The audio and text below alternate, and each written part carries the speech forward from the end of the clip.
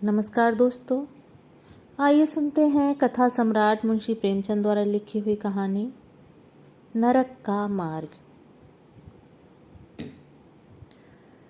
रात भक्तमाल पढ़ते पढ़ते न जाने कब नींद आ गई।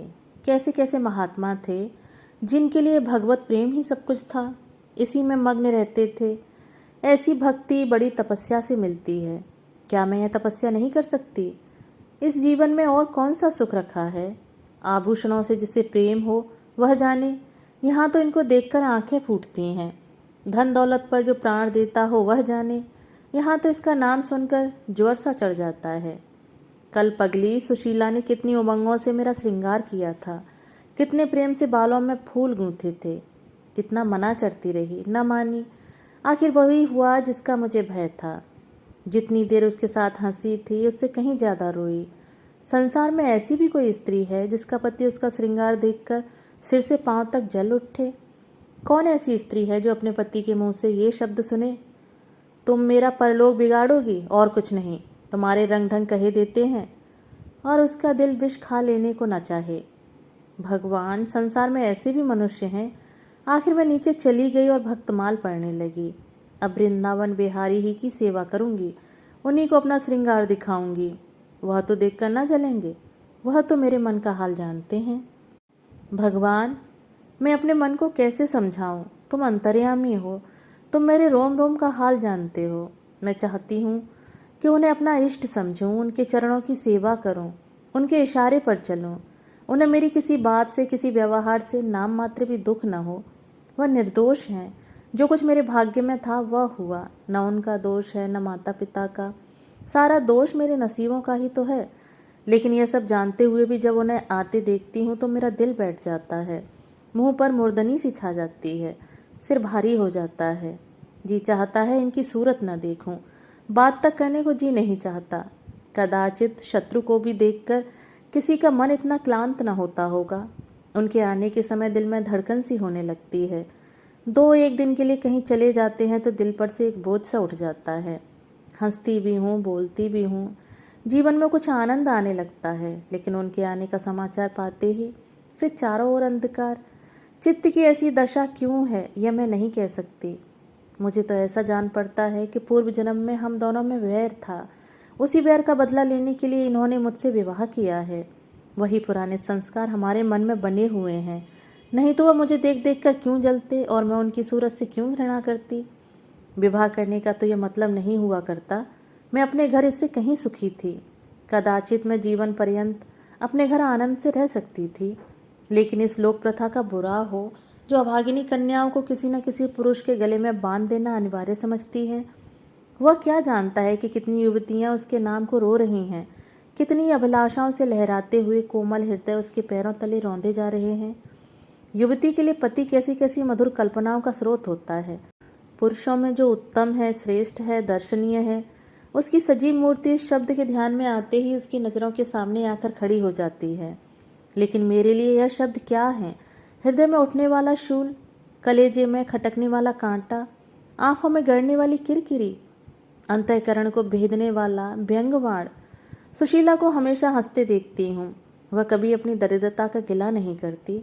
गहने नहीं हैं, कपड़े नहीं हैं, भाड़े के नन्हे से मकान में रहती है। अपने हाथों घर का सारा कामकाज करती है, फिर भी उसे रोते नहीं देखती। अगर अपने बस की बात होती तो आज अपने धन को उसकी दरिद्रता से बदल लेती।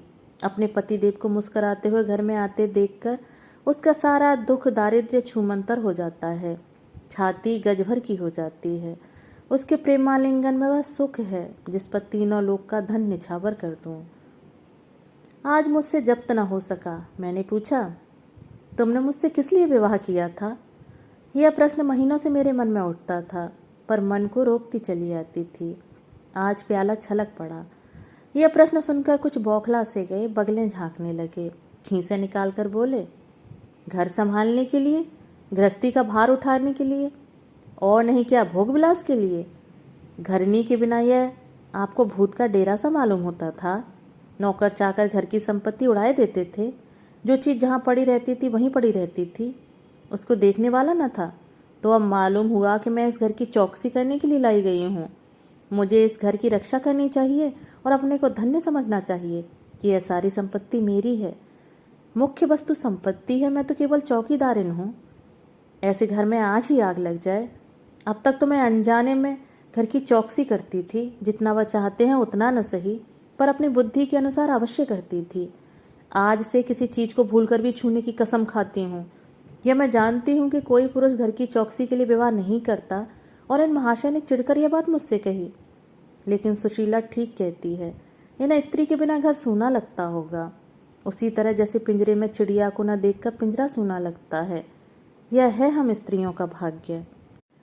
मालूम नहीं इन्हें मुझ पर इतना संदेह क्यों होता है। जब से नसीब इस घर में लाया है, इन्हें बराबर संदेह मूलक कटाक्ष करते देखती हूँ। क्या कारण है? जरा बाल गुदवा कर बैठी और यह ओठ चबाने लगे। कहीं जाती नहीं, कहीं आती नहीं, किसी से बोलती नहीं, फिर भी इतना संदेह। यह अपमान असह्य है। क्या मुझे अपनी आबरू प्यारी नहीं? यह मुझे इतनी छिचोरी क्यों समझते हैं? इन्हें मुझ पर संदेह करते लज्जा भी नहीं आती? काना आदमी किसी को हंसते देखता है तो समझता है लोग मुझी पर हंस रहे हैं। शायद इन्हें भी यही वहम हो गया है कि मैं इन्हें चिढ़ाती हूँ। अपने अधिकार के बाहर कोई काम करने बैठने से कदाचित हमारे चित्त की यही वृत्ति हो जाती है। भिक्षुक राजा की गद्दी पर बैठकर चैन की नींद नहीं सो सकता।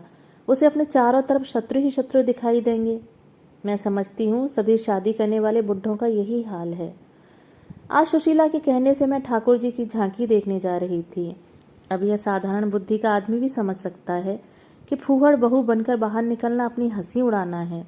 लेकिन आप उसी वक्त न जाने किधर से टपक पड़े और मेरी ओर तिरस्कार पूर्ण नेत्रों से देखकर बोले, कहाँ की तैयारी है? मैंने कह दिया, जरा ठाकुर जी की झांकी देखने जाती हूँ।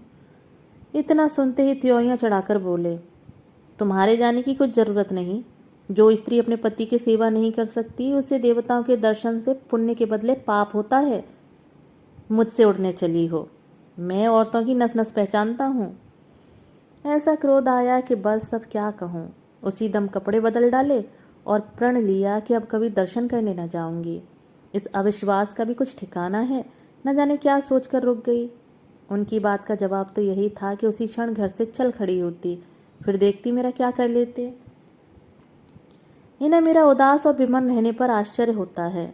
मुझे मन में कृतज्ञ समझते हैं। अपनी समझ में इन्होंने मेरे साथ विवाह करके शायद मुझ पर बड़ा एहसान किया है। इतनी बड़ी जायदाद और इतनी विशाल संपत्ति की स्वामिनी होकर मुझे फूले न समाना चाहिए था। आठों पहर इनका यशगान करते रहना चाहिए था। मैं यह सब कुछ न करके उल्टे और मुंह लटकाए रहती हूँ। कभी कभी मुझे बेचारे पर दया आती है। यह नहीं समझते कि नारी जीवन में कोई ऐसी वस्तु भी है जिसे खोकर उसकी आंखों में स्वयं भी नरक तुल्य हो जाता है। 3 दिन से बीमार हैं। डॉक्टर कहते हैं बचने की कोई आशा नहीं, निमोनिया हो गया है। पर मुझे न जाने क्यों इनका गम नहीं है। मैं इतनी वज्र हृदय कभी न थी। न जाने वह मेरी कोमलता कहाँ चली गई। किसी बीमार की सूरत देखकर मेरा हृदय करुणा से चंचल हो जाता था। मैं किसी का रोना नहीं सुन सकती थी। वही मैं हूँ कि आज 3 दिन से उन्हें अपने बगल के कमरे में पड़े कराहते सुनती हूँ और एक बार भी उन्हें देखने न गई। आंखों में आंसू आने का जिक्र ही क्या। मुझे ऐसा मालूम होता है इनसे मेरा कोई नाता ही नहीं। मुझे चाहे कोई पिशाचिनी कहे चाहे कुल्टा, पर मुझे तो यह कहने में लेश मात्र भी संकोच नहीं है कि इनकी बीमारी से मुझे एक प्रकार का ईर्ष्या में आनंद आ रहा है। इन्होंने मुझे यहाँ कारावास दे रखा था। मैं इसे विवाह का पवित्र नाम नहीं देना चाहती। यह कारावास ही है। मैं इतनी उदार नहीं हूँ कि जिसने मुझे कैद में डाल रखा हो उसकी पूजा करूं, जो मुझे लात से मारे उसके पैरों को चूमूं। मुझे तो मालूम हो रहा है ईश्वर इन्हें इस पाप का दंड दे रहे हैं। मैं निसंकोच होकर कहती हूँ कि मेरा इनसे विवाह नहीं हुआ। स्त्री किसी के गले बांध दिए जाने से ही उसकी विवाहिता नहीं हो जाती। वही संयोग विवाह का पद पा सकता है जिसमें कम से कम एक बार तो हृदय प्रेम से पुलकित हो जाए। सुनती हूँ महाशय अपने कमरे में पड़े पड़े मुझे कोसा करते हैं, अपनी बीमारी का सारा बुखार मुझ पर निकालते हैं। लेकिन यहाँ इसकी परवाह नहीं। जिसका जी चाहे जायदाद ले, धन ले, मुझे इसकी ज़रूरत नहीं। आज 3 दिन हुए मैं विधवा हो गई। कम से कम लोग यही कहते हैं। जिसका जो जी चाहे कहे, पर मैं अपने को जो कुछ समझती हूँ वह समझती हूँ। मैंने चूड़ियाँ नहीं तोड़ी। क्यों तोड़ूं? मांग में सिंदूर पहले भी न डालती थी, अब भी नहीं डालती। बूढ़े बाबा का क्रियाक्रम उनके सुपुत्र ने किया। मैं पास न फटकी। घर में मुझ पर मनमानी आलोचनाएं होती हैं। कोई मेरे गूंथे हुए बालों को देखकर नाक सिकोड़ता है, कोई मेरे आभूषणों पर आंख मटकाता है। यहाँ इसकी चिंता नहीं। इन्हें चिढ़ाने को मैं भी रंग बिरंगी साड़ियाँ पहनती हूँ और बनती संवरती हूँ। मुझे जरा भी दुख नहीं है। मैं तो कैद से छूट गई। इधर कई दिन बाद सुशीला के घर गई। छोटा सा मकान है, कोई सजावट न सामान, चारपाइयाँ तक नहीं, पर सुशीला कितने आनंद से रहती है। उसका उल्लास देखकर मेरे मन में भी भांति भांति की कल्पनाएं उठने लगती हैं। उन्हें कुत्सित क्यों कहूँ, जब मेरा मन उन्हें कुत्सित नहीं समझता। इनके जीवन में कितना उत्साह है, आंखें मुस्कुराती रहती हैं, ओठों पर मधुर हास्य खेलता रहता है, बातों में प्रेम का स्रोत बहता हुआ जान पड़ता है। इस आनंद से चाहे वह कितना ही क्षणिक हो, जीवन सफल हो जाता है, फिर उसे कोई भूल नहीं सकता। उसकी स्मृति अंत तक के लिए काफ़ी हो जाती है। इस मिजराब की चोट हृदय के तारों को अंतकाल तक मधुर स्वरों से कंपित रख सकती है। एक दिन मैंने सुशीला से कहा, अगर तेरे पति देव कहीं परदेश चले जाएं तो रोते रोते मर जाएगी। सुशीला गंभीर भाव से बोली, नहीं बहन, मरूंगी नहीं। उनकी याद सदैव प्रफुल्लित करती रहेगी, चाहे उन्हें परदेश में बरसों लग जाएं। मैं यही प्रेम चाहती हूँ। इसी चोट के लिए मेरा मन तड़पता रहता है। मैं भी ऐसी ही स्मृति चाहती हूँ, जिससे दिल के तार सदैव बजते रहें, जिसका नशा नित्य छाया रहे। रात रोते रोते हिचकियाँ बंध गईं। न जाने क्यों दिल भर भर आता था। अपना जीवन सामने एक बीहड़ मैदान की भांति फैला हुआ मालूम होता था, जहाँ बगुलों के सिवा हरियाली का नाम नहीं। घर फाड़े खाता था। चित्त ऐसा चंचल हो रहा था कि कहीं उड़ जाऊं। आजकल भक्ति के ग्रंथों की ओर ताकने को जी नहीं चाहता। कहीं सैर करने जाने की भी इच्छा नहीं होती। क्या चाहती हूँ वह मैं स्वयं नहीं जानती, लेकिन मैं जो नहीं जानती वह मेरा एक एक रोम जानता है। मैं अपनी भावनाओं की सजीव भूमि हूँ। मेरा एक एक अंग मेरी आंतरिक वेदना का आर्तनाद कर रहा है। मेरे चित्त की चंचलता उस अंतिम दशा को पहुँच गई है, जब मनुष्य को निंदा की न लज्जा रहती है और न भय। जिन लोभी स्वार्थी माता पिता ने मुझे कुएं में ढकेला, जिस पाषाण हृदय प्राणी ने मेरी मांग में सिंदूर डालने का स्वांग किया, उनके प्रति मेरे मन में बार बार दुष्कामनाएं उठती हैं। मैं उन्हें लज्जित करना चाहती हूँ। मैं अपने मुंह में कालिख लगाकर उनके मुख में कालिख लगाना चाहती हूँ। मैं अपने प्राण देकर उन्हें प्राण दंड दिलाना चाहती हूँ।